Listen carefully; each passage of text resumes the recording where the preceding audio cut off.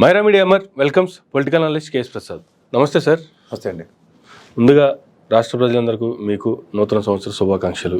అలాగే మీకు మీ కుటుంబానికి రాష్ట్ర ప్రజలందరికీ కూడా నూతన సంవత్సర శుభాకాంక్షలు సార్. Thank you sir. నూతన సంవత్సరంలో నూతనంగా ఒక పేపర్లో ఒక వింత వార్త లాంటిది ఒకటి చూశాను సార్ ఈరోజు. అప్పుల్లో రాష్ట్రం అని చెప్పి అప్పుల్లో నెంబర్ 1, అప్పుల్లో రాష్ట్రం 2 ఆర్టికల్స్ పేపర్లో రావడం అసలు ఎలా చూడాలి? ఏం జరుగుతుంది సార్ ఆంధ్రప్రదేశ్ రాష్ట్రంలో అంటే ఏం చెప్తారు సార్? ఒకసారి మీరు గట్టికి గిల్లుకోండి, నేను కూడా గట్టికి గిల్లుతాను. ఎందుకంటే ఆ తెంగరాళ్ళని తిరణాలకు తీసుకెళ్ళినట్టు బాబు ఇది జగన్మోహన్ రెడ్డి గవర్నమెంట్ అనుకుని రాసేసినట్టుకున్నావు బాబు. ఒకసారి ఆలోచించుకో, ఒకసారి గట్టి గిల్లుకో బాబు. నాకైతే నమ్మశక్యంగా లేదు. లాస్ట్ టైం ఏదో కార్యకర్తలతో మీటింగ్ పెట్టుకున్నప్పుడు జగన్ గారు కూడా అదే చెప్తున్నారు, మేము అధికారంలో ఉన్నారని చెప్పి ఫీల్ అవుతున్నారు స్వామి, మేము కాదు అధికారంలో ఉంది, మీరు అధికారంలో ఉన్నారు అని. అలా కాదు, జగన్మోహన్ రెడ్డి గవర్నమెంట్లో అయితే ప్రతి మంగళవారం పెద్ద బ్యానర్ ఐటమ్ ఉండేది. రెండో మంగళవారం అయితే ఇది చాలా వింతగా ఉంది. కానీ ఒక్కటి మాత్రం అంటే నేను ఎప్పటి నుంచో చెప్తుంటుండే, ఎక్కడో దగ్గర జర్నలిస్ట్ బతికుంటాడు సార్. ఒరిజినల్ జర్నలిస్ట్ కోసం నేను ఎప్పటి నుంచో వెతుకుతున్నాను. ఈ ఎన్నాళ్ళు ఈ మభ్య పెడుతూ ఉంటారు. ఎందుకంటే నేషనల్ వైడ్గా స్టాటిస్టిక్స్, బడ్జెట్లు, కాగ్ రిపోర్ట్లు ఇవన్నీ క్రిస్టల్ క్లియర్గా వస్తున్నాయి. పైపెచ్చు దగ్గర 1,00,000 కోట్ల దగ్గర పైచిల్క అప్పులు చేసిన దగ్గర సెంట్రిక్గా 31,000 crores కేవలం అమరావతికి అప్పు చేస్తున్నారు. వరల్డ్ బ్యాంక్ నుంచి 15,000. మొన్న రీసెంట్ పాస్ట్లో వాళ్ళు వేసుకున్న స్టాటిస్టిక్స్ అన్ని మనం ఆల్రెడీ విశ్లేషించాం. ఈ 30,000 కోట్ల పైచిల్కి ఓన్లీ అమరావతికే. కేవలం దానివల్ల వాళ్ళు చెప్తున్న స్టేట్మెంట్కి కాంట్రడిక్షనే కదా. సంపద సృష్టిస్తాం వాళ్ళ దగ్గర, సంపద తగలబెడుతున్నారు. అవును, ఓ బిల్డింగ్ లేదా పోసి ఆ బిల్డింగ్లకి నిజంగా అంత శాంచుటీ, అంత వాలిడిటీ ఉందంటే there is no innovation in that. అంతే కదా. అంటే కొత్తతనంతో కూడిన ఒక టవర్ను కట్టడంతో వచ్చే సాటిస్ఫాక్షను. ఇప్పుడు ఉదాహరణకి హైటెక్ సిటీని ఎన్నోసార్లు చెప్తున్నాను, మళ్ళీ చెప్తున్నా సార్. హైటెక్ సిటీ కట్టడం వల్ల దేశంలో ఉన్న చాలా ప్రాంతాల నుంచి ప్రజలకు ఉపాధి కల్పించబడింది, which is not happening in Amaravati. Sir మీ సెల్ఫ్ ఈగోని జస్టిఫై చేసుకోవడానికి. ఇదిగాక మీకు ఇంకోటి చెప్తున్నా, ఈ రోజు అమరావతి రాజధాని అని 6 నెలలు దాటింది. ఎన్డీఏ కూటమిలో ఉన్నారు. గుదిబండలాంటి బీజేపీ నెత్తికి దాపరించింది. మీకు ఏం చేసి కనీసం ఆ పని ఎందుకు చేయలేకపోతున్నారు? అమరావతి శాశ్వత రాజధాని అని డిక్లేర్ చేయించాలి కదా. అవును, దీది కూడా అంటే ఇంకా కాన్స్పిరసీలో ఉంది. ఆంధ్రప్రదేశ్ రాష్ట్రాన్ని ఇంకా కాన్స్పిరసీలోనే నడుపుతున్నారు. ఎందుకంటే చిత్తశుద్ధి లేని బీజేపీ వీళ్ళకి నెత్తికెక్కించిన పవన్ కళ్యాణ్ గారికి, అలాగే చంద్రబాబు నాయుడు గారికి అంత కమిట్మెంట్ ఉంది కదా అమరావతి మీద. అమరావతి రాజధాని అని కేంద్ర ప్రభుత్వ గజెట్ ఎందుకు రావట్లే సార్? ఇది ఎందుకు ప్రజలు గ్రహించట్లే? 31,000 కోట్ల దగ్గర దాని నెత్తికి బూడిదలో పోసిన పన్నీరులా చేస్తున్నారు. కేవలం ఇప్పుడున్న ఎంప్లాయీస్కి కొత్త ఐకానిక్ టవర్స్ కట్టివ్వడానికి. ఇప్పుడున్న ఎంప్లాయీస్ అంటే ఇంక్లూడింగ్ హైకోర్టు జడ్జీలతో సైతం, దానివల్ల సెక్రటరీ ఎంప్లాయీస్తో సైతం మేము ఎన్నుకున్న వాళ్ళకి మీకు ఇంకా విలాసవంతమైన భవనం కోసం అంటే అసెంబ్లీ కోసం మాకెందుకు ఇది? అంతే కదా, మాకెందుకు ఈ అప్లికేషన్? సో ఇది మీరు చేయగలుగుతుంది. వాళ్ళ ప్రాణాలకు తెగించాడంటే సార్ చెవులో వెంట్రుకలు కత్తిరించి రాసినట్టుకున్నారు, బుర్ర కాస్త వికసించినట్టుగా ఉంది. ఇంత కోట్ల అప్పులు చేస్తుంటే ఏమవుతున్నాయి? అట్లీస్ట్ ఎక్కడో కనబడాలి కదా. రేపు మళ్ళీ క్యాబినెట్ మీటింగ్ నెత్తికి తెలుసా మీకు? క్యాబినెట్ మీటింగ్లో ల్యాండ్ మార్కెట్ వాల్యూ పెంచేస్తారట. వాయిదా వేశారు కదండి. ఏంటి వేశారు? రేపు క్యాబినెట్లో నిర్ణయం. ఏదైతే ల్యాండ్ వాల్యూ పెంచాలనుకున్నారో ఆ అంశాన్ని వాయిదా వేశారు. వేయలేదు, రేపు క్యాబినెట్లో పెట్టబోతున్నారు. February 1 నుంచి రిజిస్ట్రేషన్ ఛార్జెస్ అట. ఓకే, అంటే బాదుడే అంటే అన్నీ చెప్పే చేస్తున్నారు వాళ్ళు. ఎడ్డిమాలోకలు ప్రజలు తెలుసుకోండి, ఆంధ్రప్రదేశ్ ప్రజలు బాదుడు కార్యక్రమం పెట్టారు. తిరిగి బాధడానికి వస్తున్నామని ఇండికేషన్ ఇచ్చారు. అప్పుడే బాగుతున్నారు, ఇంక్లూడింగ్ కరెంట్ ఛార్జీలు. కానీ ప్రజలే సరిగ్గా అర్థం చేసుకోలేదు. మనం ఏంటి చెప్తాం, చివరికి చెప్పినట్టు చెప్పారు. స్టీల్ ప్లాంట్ విషయంలో జగన్మోహన్ రెడ్డి చెప్పాడు, కానీ కాంట్రడిక్షన్ గానే జరుగుతుంది. మీరు ఏది చెప్పారో అదే చేస్తున్నారు వాళ్ళు. వాళ్ళు చేసిన అన్ని సంవత్సరాలు ఇంట్లో కూర్చున్నారు. కరెక్ట్గా ఎలక్షన్స్ ముందు బయటకు వచ్చి ఏమి రంజింపజేయదలుచుకున్నారో అవి రంజింపజేసి అదే ఇవాళ ఈ 5 ఏళ్ళలో చేయబోయేవి. ఇది తెలుసుకోగలిగితే ప్రజలు అంతకని. రాష్ట్రం కూడా అప్పుల్లో కూరుకుపోయింది, శ్రీలంక అయిపోయింది, వెనిజులా అయిపోయింది, జింబాబ్వే అయిపోయింది అని చేసినటువంటి కామెంట్స్ ఇప్పుడు వాళ్ళే జస్టిఫై చేస్తున్నారు. వాళ్ళు అది కార్యాచరణలో 6 నెలల నిడుల్లో లేకపోతే 1,10,000 కోట్లు అప్పులు చేసి కూర్చుని ఏం చేశారో చెప్పట్లే. ఇప్పుడు ఎక్కడో ఎండ్ పాయింట్ కావాలి కదా. ఈ డబ్బులు ఎందుకు వచ్చాయి, ఇది చేసాం కనబడాలి కదా. పోనీ రోడ్లు అంటే ప్రణాళిక వేస్తారట పవన్ కళ్యాణ్ గారు, శాశ్వతంగా రోడ్లు ఉండడానికి. కానీ ఏం కాదు, ఇంకా 4.5 సంవత్సరాలు ప్రజలు గమనించండి, ఏం పర్లేదు. ఫస్ట్ టైమే మీరు అధికారం, ఆయన అనుభవం, బ్రహ్మాండంగా రంగరించి రాష్ట్రాన్ని 10 అడుగులు ముందుకు తీసుకెళ్తారంటే ఏడ తిరిగినరు, ఇదే పోలవరం చుట్టూ తిరిగారు, ఇదే అమరావతి చుట్టూ తిరిగారు. రెండిటికి దిక్కు దివానం లేదు ఇవాళకి కూడా మనకి. దీని మీద కార్యాచరణ ఏదంటే 7 నెలల పొద్దయింది, ఇవాళ పోలవరం సందర్శనలకు మాత్రమే పరిమితం అవుతుంది. ఏం చేశారు చెప్పమనండి. అమరావతి మొన్న వర్షాలకి బురద, దాన్ని కడుక్కోవడం, మళ్ళీ వాళ్ళకి కొత్త టెండర్లు, ఇక్కడే కాలక్షేపం జరుగుతుంది తప్ప రీవ్యాంప్ చేసి ముందుకు పరిగెట్టడానికి ఏది ఇవి ప్రజలు గ్రహించగలగాలి. చేత ఏం పర్లేదు. మిగిలిన 4.5 సంవత్సరాలు కూడా అమరావతి పోలవరంతో ఇలా కాలక్షేపం చేస్తూనే ఉంటారు. నిన్న ఏవో కొత్త ప్రాజెక్టులు ఏవో పేర్లు అని చెప్పారు కదా, అట్లన్నిటితో ఏమైపోతాయి అంటే మొదటి దానికే దిక్కులు వెనకటి కర్రదానికి కళ్యాణం అన్నట్టు అలాగుంది ఎవరు. ఏం పర్లేదు కానీ ఏం పర్లేదు. ఇంకా అలా తాత్సారం అంటారు దీన్ని. ఈ తాత్సారంతో ఎన్నాళ్ళు నెట్టుకొస్తారో చూద్దాం.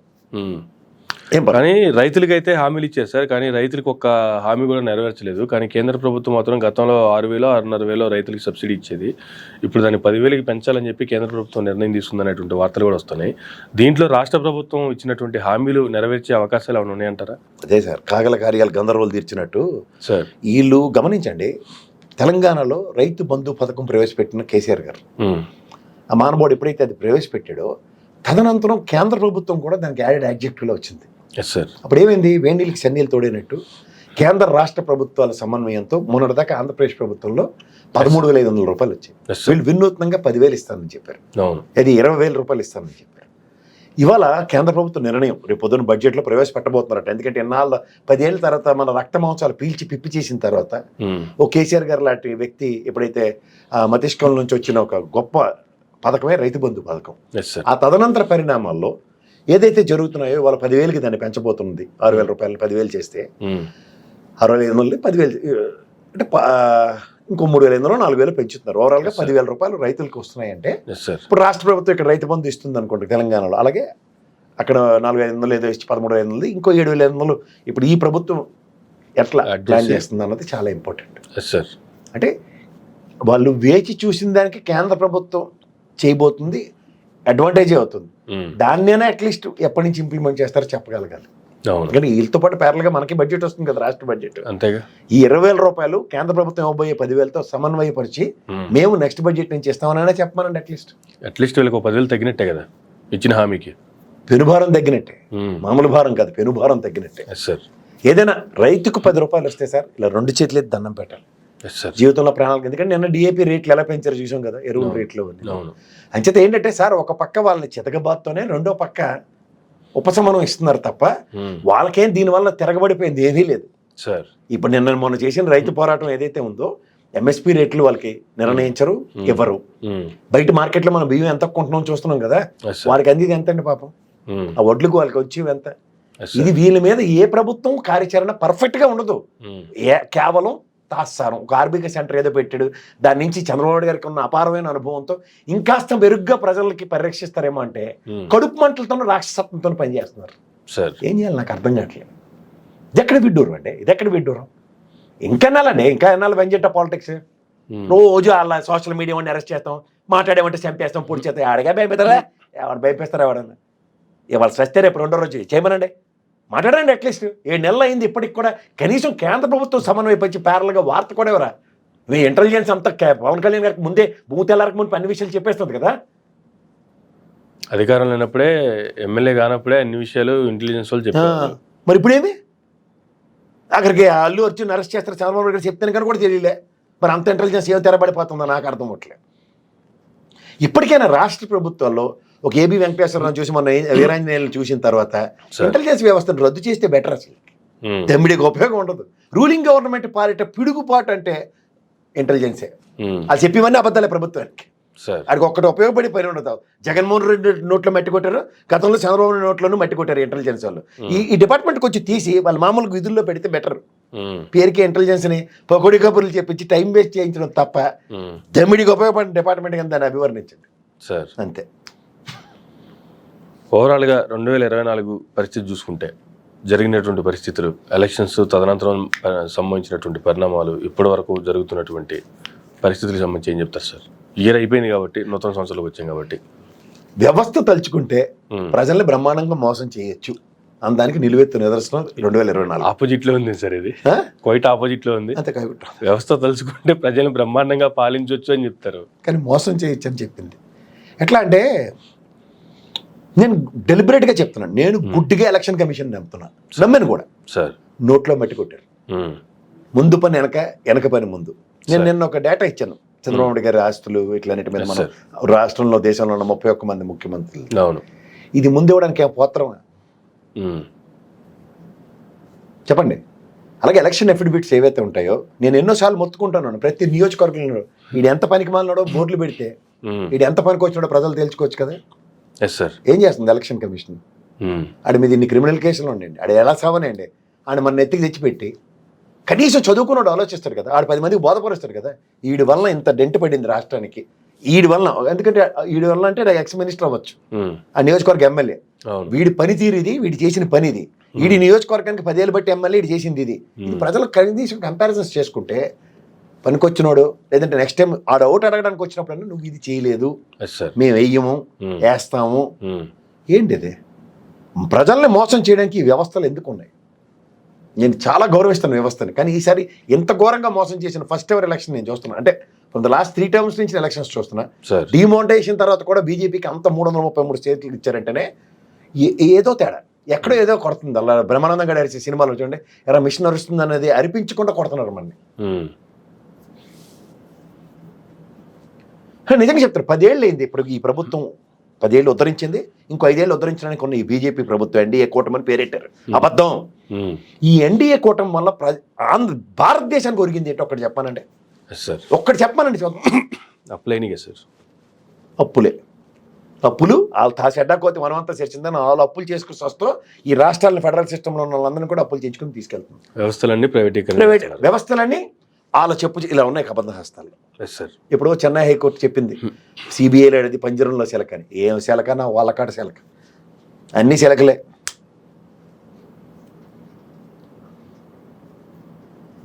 చేత 2024ని వ్యవస్థల కబంధ హస్తాల్లో ఉన్న ప్రజాస్వామ్యంలో ప్రజల్ని జడ్డివాళ్ళని చేయడానికి వ్యవస్థతో ప్రజలు మోసపోవడం కదా, వ్యవస్థ పరిరక్షణకు వచ్చే దగ్గర కేవలం అభాండాలు మోస్తున్న పోలీస్ డిపార్ట్మెంట్. అందుకని ఇంకెళ్ళి ఈడొచ్చి ఆడిని, ఆడొచ్చి ఈడ్ని, ఇంకా అలవాళ్ళే ఉన్నారట. ఊర్రా మీరంతా అన్నప్పుడు ఇలా గల్లా పట్టుకున్నాడు ఎవడన్నా ఉంటే అప్పుడు సరిగ్గా ఉంటుంది. అంటే వాళ్ళు చెప్పిన మాట వినకపోతేనో, వాళ్ళకి కావాల్సింది చేయకపోతేనో వాళ్ళ వాళ్ళు అయిపోయినట్టేనా సార్ వ్యవస్థలన్నీ? అదే చెప్తున్నాను కదా, పోలీస్ డిపార్ట్మెంట్ రిక్రూట్మెంట్లు లేదంటే ఐఏఎస్ ఐపీఎస్ ఆఫీసర్లు డెహ్రాడూన్లో ట్రైనింగ్లే వస్తారు. మనం చదువుకున్నది ఏంటో వినూత్నంగా, వీడు వైఎస్ఆర్సీపీ, వీడు తెలుగుదేశం, ఈ కేటగరీషన్స్ ఇవేంటో నాకైతే అర్థం కావట్లే. ఐపీఎస్లు కాదు, ఐపీఎస్లు చెప్తున్నారు కదా. ఈ తెపేల పేపర్లో కోడి మేళ ఇచ్చినట్టు ఎవడో రావాలి సార్. ఎందుకంటే ఇష్టం వచ్చిన వార్త రాసినప్పుడు అది నిజం కాదని నెక్స్ట్ డే ప్రూవ్ అవుతుంది కదా, అప్పుడు వీడికి జవాబుదారితనం ఏదన్నదో ఎవడని ప్రశ్నించారు. ఇప్పుడు say for instant whatever you have done, it has created a damage to some people. ఆ డ్యామేజ్ అయినోడు జవాబుదారీతనం కోసం ఎందుకు ప్రయత్నించట్లే? సార్, ఒక వార్త వల్ల ఒకడికి భయంకరమైన డ్యామేజ్ జరిగింది, ఉదాహరణకు ఒక పార్టీకి, ఆ జవాబుదారీతనం ఎందుకు ఉండట్లే? అవును, రంగులు వల్లకాడని ఇష్టం వచ్చినట్టు దిక్కుమాల వార్తలు అనేవి రాశారు కదా. ఇవాళ అది అసెంబ్లీ సాక్షిగానే చెప్పిన తర్వాత జవాబుదారీతనం ఏదండి? ఆ డ్యామేజ్ని క్వశ్చన్ చేసేవాడు కోర్టులో కేసు వేసుకోవాలా? కర్నూలు కోర్టులో మేనేజ్ చేసింది మర్చిపోయారు అందరూ. గెర్సాలోడు ఎలా మేనేజ్ చేశారు తెలుసా కర్నూలు కోర్టులో? చీమకు చిటుక్కుమన్నది కూడా ప్రపంచానికి తెలిసే దగ్గర కూడా చీమ చిటుక్కుమనకోకుండా చేయగలిగారు. అదే వాళ్ళ గొప్పతనం. అయితే అఫ్కోర్స్ ఇంటెలిజెన్స్, ప్రభుత్వాలకు ఇంటెలిజెన్స్ చేతామని ఇస్తున్నాను, తెలుసుకోండి. అది అంటే ఎంత చక్కగా పనిచేసిన ఇంటెలిజెన్స్లు తెలుసుకోండి. నుంచి 24వ సంవత్సరం గురించి అభివర్ణించమంటే దాని అంతకన్నా దైద్యం ఇంకోటి లేదు అసలు అని చెప్పాలి. 24లో జరిగినటువంటి మరొక అద్భుతం సార్, అద్భుతంగా ఒకటి, వ్యవస్థ చేతిలో మోసపోయిన ప్రజలు, ఫస్ట్ ఎవర్ టైం డెమోక్రసీలో. అదే 2024 సంవత్సరం గొప్పతనం. సాక్షాత్తు సీఎం చంద్రబాబు నాయుడు గారే పేపర్లో వచ్చినటువంటి వార్తలు చూసి నేను కూడా 10 లక్షల కోట్లు అయిపోయిందేమో రాష్ట్రంలో అప్పులు అని చెప్పి నేను నమ్మాను పేపర్లో చూసి అనేటువంటి కామెంట్ అసెంబ్లీలో చేయటం. అంచేత అపారమైన అనుభవం ఉన్న వాళ్ళు కూడా పేపర్లు చదివితే ఎలా మిస్లీడ్ అవుతారో ఆర్థిక శాస్త్రం మీద పూర్తి పట్టుతో వెంకటేశ్వర యూనివర్సిటీలో మాస్టర్స్ చేసిన ఆయన కూడా, సార్ ఎంఫిల్ చేసిన ఆయన కూడా పేపర్లతో మోసపోయారని ఆయనే చెప్పినప్పుడు ఈ పేపర్లను ఎందుకు స్పేర్ చేయాలన్నది ప్రజలు ప్రశ్నించుకోవాలి. Yes sir. అంటే అబద్ధాలతో ఒక మనుషుల జీవితాల్ని, ప్రజాస్వామ్యాన్ని భ్రష్టు పట్టిస్తున్నారు వాళ్ళు. ఒప్పుకున్నట్టే కదా, అసెంబ్లీ సాక్షి Obviously, పేపర్లు మిస్లీడ్ నేనే చేసి చెప్తున్నాను. ఒప్పుకున్నట్టే కదా.